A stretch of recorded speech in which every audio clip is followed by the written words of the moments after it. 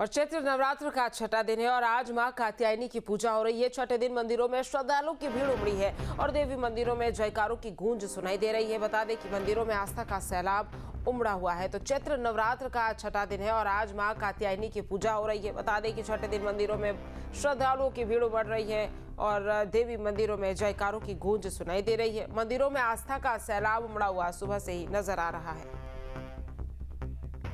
और अरुण हमारे संवाददाता ज्यादा जानकारी के साथ मेरठ से जुड़ गए हैं। अरुण, किस तरह की तस्वीर अब आप देख पा रहे हैं? क्योंकि देखिए आज चैत्र नवरात्र का जो है वो छठा दिन है और छठे दिन भी लोग काफी ज्यादा उत्साहित नजर आ रहे होंगे। क्या तस्वीरें हैं, दिखाइए एक बार।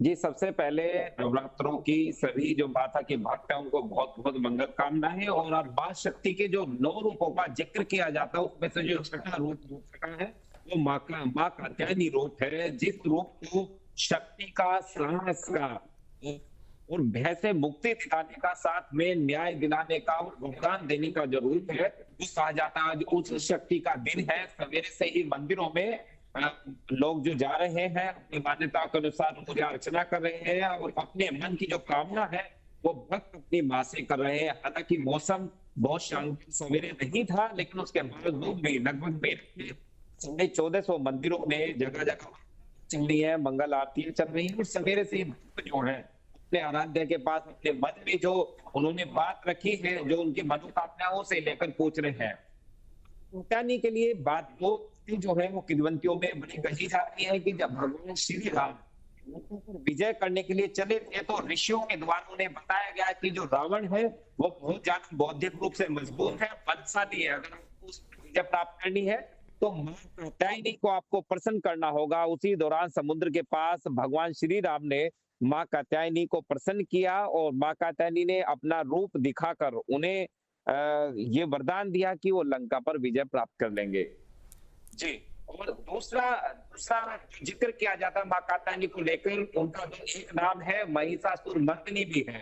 वो इसलिए है कि एक राक्षस जिसका नाम महिषासुर था, महिषासुर के बारे में कहा जाता है कि उसने ब्रह्मा जी की तपस्या करके अपने शरीर को इतना बलशाली बना लिया था कि उसका आधा सर मानव का था और आधा शरीर उसका भैंसे का था। वो इतना बलशाली था, इतना साहस भरा था कि वो किसी को भी ध्वस्त कर सकता था।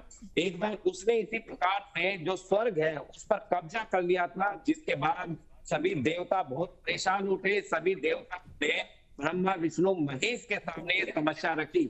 उसके बाद जब सभी देवता ने एक यज्ञ किया, उसमें से एक ज्योति उत्पन्न हुई और उस ज्योति ने महर्षि कात्यायन के आश्रम में ली। उसके बाद में उसी आश्रम में मां कात्यायनी का जन्म हुआ और मां कात्यायनी ने महिषासुर राक्षस जो है उसका वध किया। वो कात्यायनी के स्वरूप पर नजर डाले तो उनके चारों हाथों में एक कमल है जो कि शांति का प्रतीक है, दूसरे हाथ में खड़ग है जो कि साहस का प्रतीक है। उनके एक हाथ में अभय मुद्रा बनी हुई है। बिल्कुल, यानी कि शांति और साहस का प्रतीक है माता, और यही वजह कि आज काफी ज्यादा श्रद्धालुओं में उत्साह है। आपके मोबाइल पर तुरंत आएगी ब्रेकिंग न्यूज। स्क्रीन पर सबसे पहले दिखेगी बड़ी खबर, देश दुनिया की हर खबर एक जगह। अब आपके मोबाइल पर तुरंत फटाफट इंस्टॉल कीजिए न्यूज नेशन ऐप और रखिए खुद को अपडेट।